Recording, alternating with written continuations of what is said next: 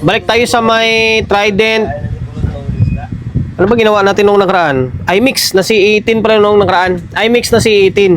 Blue panel. Ito ngayon is CE18 violet panel. No name. Walang brand naman ito. No name or wala siyang brand. Yan o. Wala akong makitang brand o. Yung isa, ayun pa o. Yan. Kung naman yun, iMix na C18. Ito, no name, no brand. C18 din. All the way from, ito, Paranaque.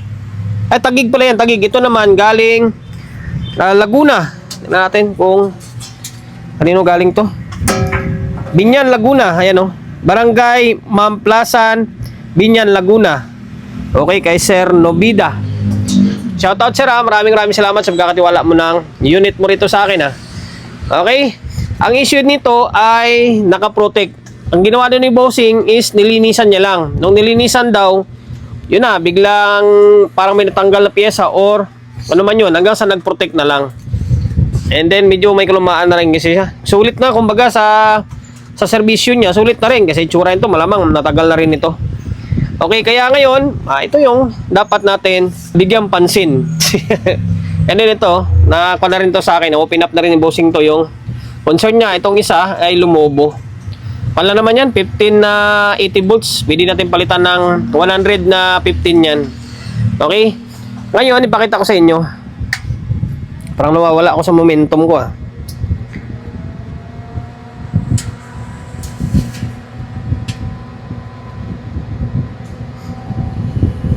Tingnan natin kung aling channel lang nagpo-protect. Okay, dito, nag-normal dito. Dito yung naiwan.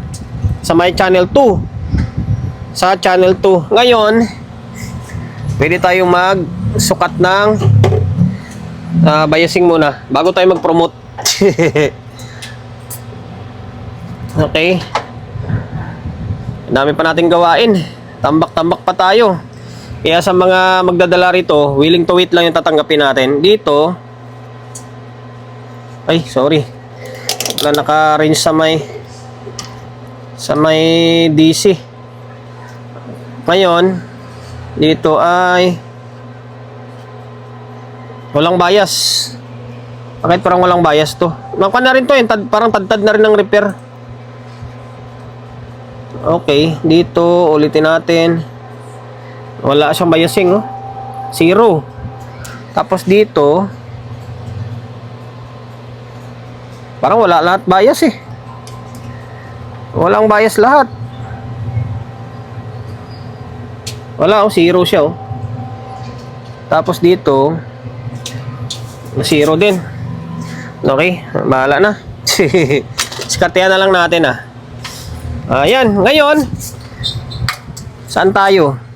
Pwedeng patinuin muna natin to, channel to. Patinuin muna natin to, saka natin pasadaan yung kabilang channel. Okay? Patinuin ko muna. Tapos, basta bahala na. Baklasin ko muna yung dalawang board.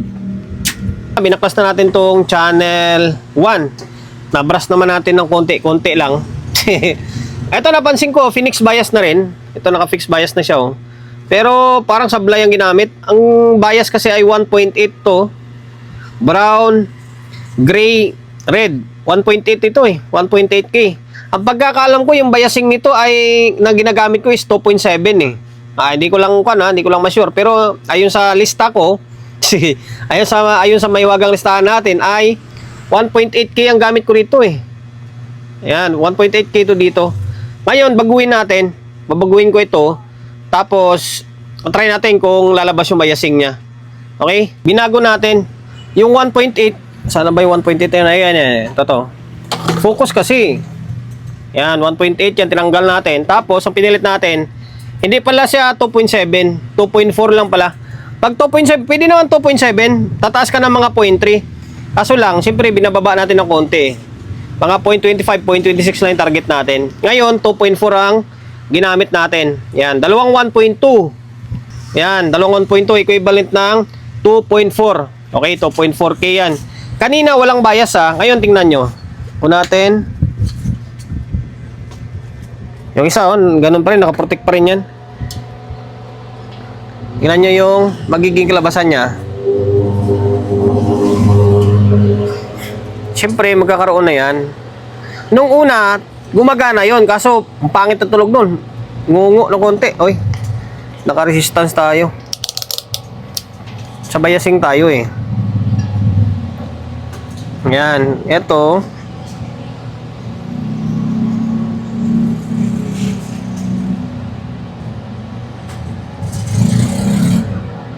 Oh, ayan oh. Nasa 0.25. Pwede na yan, pang probinsya na datingan yan. 'Di ba? Kanina zero bias yan. Ayun, meron na. Okay na, laban na tayo sa may 2.4 na yan. Pwede naman yan, taas nyo 2.5, 2.6 para umangat dito yung biasing kung gusto nyo itaas pa. 'Di ba? Pero sa akin, kung na yan, playing safe lang tayo. Pwede na yan. Mas okay yan. 2.7, itataas mo yan hanggang dito, mga nasa 0.3, kulang-kulang 0.4 ka. Kung ibabalik mo sa stock niya dati. Ngayon, okay na. Working na yung biasing natin. Malamang okay na itong channel 1 na to. Linisan ko muna to. Tapos, pasada tayo sa may channel 2 ulit. Mukhang malaking problema sa channel 2. Yung isa, binarnish ko muna to para medyo kumintab-kintab naman or luminis. Yan. Sa mga gawing may pyesa lang. Nakabarnish yan. Ngayon, ito mukhang tadtad ng repair to. Na hindi naman natin masisi kasi kahit tayo, ginagawa rin natin yung itong estilo. Yan. Basta importante mapagana yung unit. Ngayon, babaguhin pa rin natin to. Kasi kaya wala tayong masukat na bias kasi 1.8 ang gamit to. Mababa masyado yan.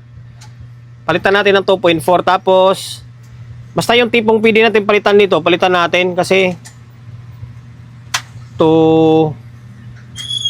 try ko ipapalit sa dati or ano man.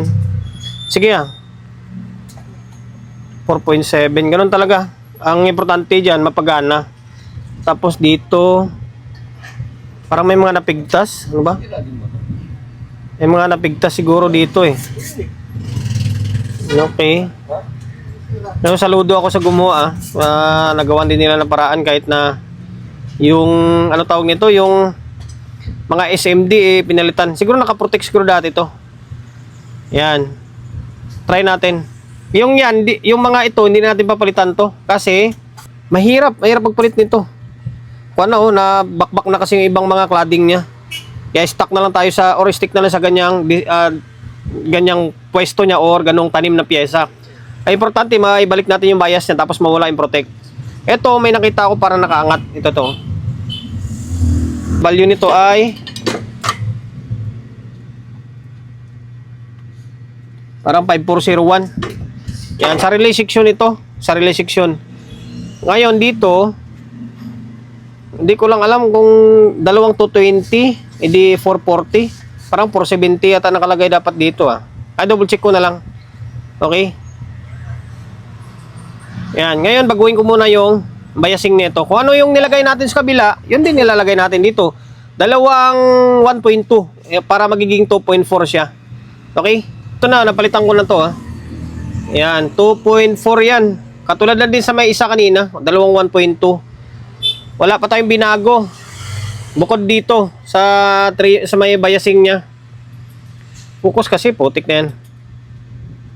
Yan, tapos dito ininang natin to, ano yung napigtas. Okay, ngayon sana magkaroon na ng bias. Wala tayong makitang indicator kasi yung mataas na voltahe lang yung nakakabit. Pati itong kabilang channel nakakabit yan. Ngayon dito wala talaga ibig sabihin may problema pa rin talaga. Wala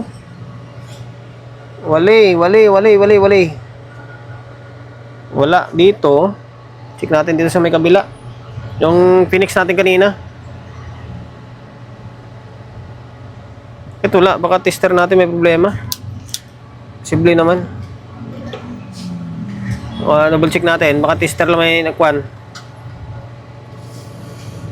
Parang wala nangyari. Posible naman. Ulit. Dito meron Meron na. Ito wala. Itong isa. Baka may mga na-open na resistor dito. Ayun, meron dito Double check ko yung kabila na yan. Para may, ito, okay to. Dito, baka may na-open na mga resistor. Dito, wala, yo. Para may na-open na resistor pa dyan. Mamaya, double check natin yan. Tapos dito, check natin ulit. Wala talaga, oh. Meaning, may problema talaga. May problema pa. Okay, wala. Hanapin natin. Suyurin natin to. Babalikan pala muna natin itong channel 1. May problema pala itong channel 1. Akala ko napatino ko na. Sa biasing lang kasi ako nakapokus kanina. Yung MOSFET, may problema pala. Kaya sabi ko parang hindi siya normal katulad sa may kabila. Parehas sila may problema talaga asin. Ito, pasensya na kayo. At least pinapaliwanag ko sa inyo, di ba? Hindi tayo nagsisinungaling. Ito. Balik tayo sa may MOSFET, ha. Kaya pala nung kinumpara ko, sinukatan ko itong kabilang side dito. Pantay yung voltahe dito. Negative positive dito, tabingi. Ito, pakita ko sa inyo, ha. Naka-range tayo ng 250. Yan, balikan lang natin to para at least klaro. Okay? Yan, 250. Pares naka-plug yan, ha. Pares sila naka-plug. Ngayon, switch on natin ulit.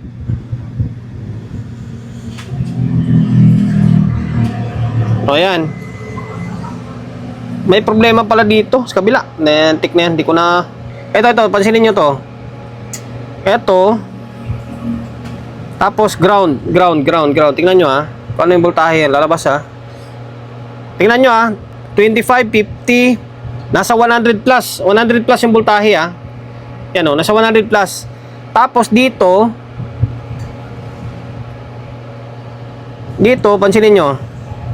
Kala nga, medyo mahirap eh. Dito, dapat nasa 50 plus lang kasi naka-low-rail pa yan. Nasa 50 plus lang palang dapat Ngayon, ito yung isa. I-surebulling ko lang. Itong isa. Ito, pantay to dito. Ngayon, ulit. Ngayon, ulit. Dito, ground to. Para mas klaro siya na may pakita natin na maayos. O, ito, 50 plus. Tapos, itong positive sa may kabila, dapat 50 plus lang din yan. Pantay sila dapat. O, ayan, dapat ganito. Diba? Normal yan, oh. Dito, tabingi. Alam nyo kung bakit tabingi? Sira yung MOSFET. Problema pala. Ano, pagtataka naman. Buhay na yung... Gumana yung calibration dito, pero... medyo nahirapan ako eh. Ito. Sira itong MOSFET ito. Sira itong isa, yung IRF na 260. Ngayon, check natin. Pakita ko sa inyo, shorted. Bira na yan. Hindi siya bumigay yung ano, may error na pero maraming problema nito. Sa totoo lang yung unit na to. Sa calibration pa lang eh. Ito, pansinin nyo to. 100. Tapos,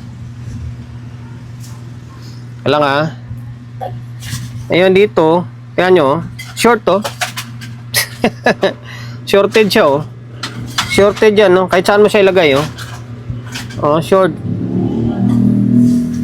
Diba? Dito, good sa kabila. Kaya normal yung voltahe doon. Good to dito, good.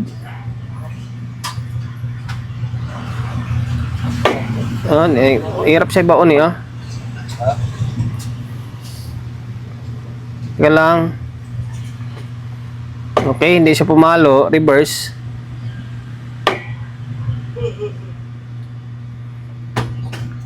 Pumalo siya. Dapat reverse, wala. O, yan, o. Good sa kabila. Short dito. Bira na yan. Tanggalin ko muna to. Titingnan natin kung alin yung pinakamatino. Nahirapan din ako dito, eh. Dito, may mga binago na ako rito. Yung bias niya, umakyat kaso hindi siya umabot ng 0.25. Na kaklaruhin natin. Ito muna, dito muna tayo. Day 2, pangalawang araw natin sa paggagawa dito. Bali, nabot kasi tayo ng gabi kagabi. And then nahirapan tayo. Inuwi ko pa nga sa bahay ito eh. Ito, paliwanag ko na lang sa inyo Yung dito sa may relay section, ayaw magkwanto, nakaprotect lang, ayaw siya gumana. Ngayon, yung mga nakatayo ng mga transistor, focus ka kasi. Yung mga nakatayo na transistor dito, although may naiwan pa nga isa pinalitan natin, ayan, binalik natin sa SMD. Kasi meron naman tayong mga SMD na transistor lahat na yan. Ayan, pinapapalitan natin. Papansin nyo, may mga hinang Okay? Ayun, naging normal na ito. Nagkuha na siya, nawala na yung protect niya or nagtitrigger na yung relay. Now, dito naman tayo sa may amplifier stage niya or sa may OP amp. To, nandito ay na-open yung 3.3 dito. 3.3 na-open dito. Tapos itong 5532, pinalitan ko pa nga to. Kaya makikita nyo bago yung paa nyo. Yan, bago yan. Tapos, yung 470 dito, 470, kaya bago na to dito. Ang nakalagay kasi dito is 240. Kaya ginawa natin 270 to. 470 to. Tapos dito, 150 ohms. Palitan natin, 150 ohms. Yan, 150 ohms, 150 ohms. Tapos, ito 3.3K. And the rest is dito 10 ohms. Basta, inayos natin. Pinapalitan natin yung ibang mga parts dito. Ngayon, naging okay na to eh. Wala nga. Isang channel. Oh, hirap na hirap ako sa totoo lang. Ganito lang pero ang hirap din gawin. O natin, pares naka-plug yan ha. Pares naka-plug. Okay? O natin. Wala lang munang sa relay. Kumbaga sa biasing na muna tayo. Tapos tinaas ko pala na konti. Nag-imbes na 2.4, ginawa akong 2.5 para medyo umangat konti kasi nakaraan parang mababa pa. So, tingnan natin kung ano maging labasan nito. Ayan. 0.25 ba? Pares lang naman. Tapos dito yung isa. Alas pares. Mataas lang nga ng konti. Ito dito sa kabila millivolts lang naman. Although pwede na yan. Minsan kasi reading ng resistor hindi magkakaparehas eh. Okay? Normal na. And then doon pala sa may kabila hindi ko na makalimutan. Putik na yan. Yung nasira pa na isa. Teka lang. Saan na tayo? Anak ko nararatel yung nandito. Kaya sabi ko halos hindi pantay yung voltahe dito sa may kabila. Although nagwo-working yung biasing, pero hindi pantay. Ito. Makikita nyo. Yan, bago na ito. Yung MOSFET, pinalitan natin to Yan, bago yan. Bagong-bago yan. Okay? Yung kabila, ano ba gamit ito sa kabila? 59N30 ba o to 60 din? IRF 250 nga lang Okay, yan, bago yan. Sira yan, pinalitan natin. Ang design nito, kahit sira yung MOSFET, nakakapasok pa rin nakakapasok pa rin voltahe. Kasi lang tabingi yung voltahe, pero may biasing siya. Ayos Ngayon, ibalik ko muna. Balik natin. Kasi meron pa tayong gagawin. Ayun, kapasitor papalitan pa natin yung isang lumumbo dyan. Binalik na natin yung dalawang board. Yan, ay balik na to. Tapos, naglagay na tayo ng speaker para dire-diretso na. Kasi magpapalit pa tayo nito. Okay? Ayan. Nakaraan, nakaprotekto Yun lang naman yung pinalitan natin doon. Halos common na naman to. Lagi na lang natin ginagawa to Yun yung fixed bias na ginamit natin, 2.5K 2,500, 2.5K. O yan wala na yung protect niya Kapag ganun yung nakaprotect siya, mag-focus lang kayo sa may relay section. Kung maaari, palitan nyo lang lahat ng 551, 5401. Yung 551 is G1. Yung 5401 is 2L. Okay? Yung laptop natin gumagana ayun ba yung tunog na speaker ko? Okay, may audio. Channel 2. Ito, matigas na walang boses. Ito naman, maboses lang. Okay, goods na yan. Ngayon, papatagalin pa ba natin? Ito, alasin ko muna itong power supply. Palitan natin to ng capacitor. Okay, kasi nalobo na siya And then, request din ng bossing yan. Okay, kinalas, and then pinalitan ko na ng capacitor. Bali, ang nilagay natin dyan is second hand. Original na Faisan yan. Yan, yung nilagay natin. Galing sa may parang Atlantic yata yun. Basta, galing sa ibang ampli din. Original yan. 18,000 microfarad pang nilagay natin. Ito siya Ba't ang gaan Ang puntin na to. Sobrang gaan. Parang akala mo walang laman. Or dahil natuyot na siguro. Yan, 15 by 80 volts. Hindi naman, 80 volts lang naman. Ang supply lang naman na pumapasok dito is nasa around 60 plus lang naman Kasi ano lang naman supply nito? 110, 55 lang naman 55 lang naman. Ibig sabihin, sa kada kapasitor dyan, yung supply na lalabas dyan is mga nasa around 60 lang. Kahit 70 lang ilagay mo na kapasitor dyan, okay lang. Diba? Taka ko bakit lumobo to. Although umalsa lang naman, pag chinik mo to buo pa. Kaso lang siyempre, umalsa na yung pitan niya eh. Indikasyon na uminit na. Okay, pinaltan na natin. Ayan, oh. Medyo iba yung kulay yan. Tapos, nilagyan natin ng sealant. Tinanggal natin yung tali dito para hindi siya awkward tingnan. Yan, para pagkabalik na Laguna ay hindi siya maalog. Okay, ngayon, pasensya na kayo. Pinuputol ko lang yung video natin para hindi na humaba.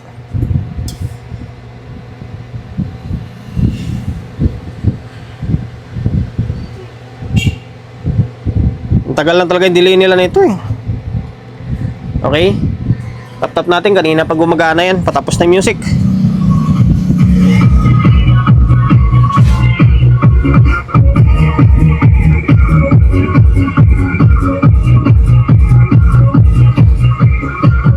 Yung control, okay pa naman yung control niya eh. Goods pa.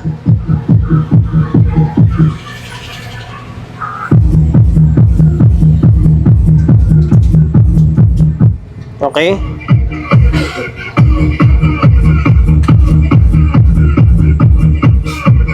Ayun lang guys, hanggang dito na lang. Sana nakapagbigay idea tayo. Always yung check ha. Always yung i-check yung itong MOSFET. Huwag kayong magkumpiyansa. Baka mamaya magkumpiyansa kayo, sira pala. Tulad nito, nalusutan ako. Akala ko goods kasi yung bias dun normal eh. Yung pala sira to dito. Ang isa sa magiging cause niyan, maaga siya, magkiklip, mamamatay-matay siya or magkiklip-clip siya ng maaga.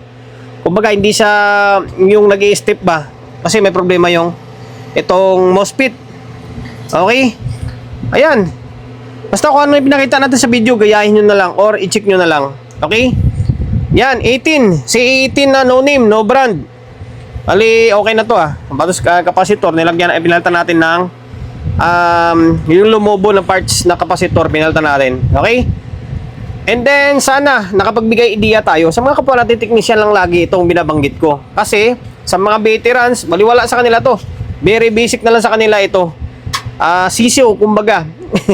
Dahil lumabot ka sa part ng video natin na ito at hindi ka pa rin nakapag-subscribe, pakisubscribe ng YouTube channel natin ha. Pindutin mo yung bell button sa gilid, select mo yung all. Yan, kapag napindot mo na yan, manonotified ka kapag meron tayong bagong upload na video. Ga-upload tayo ng video isang beses, dalawang beses kada araw. Okay? God bless and then peace natin lahat.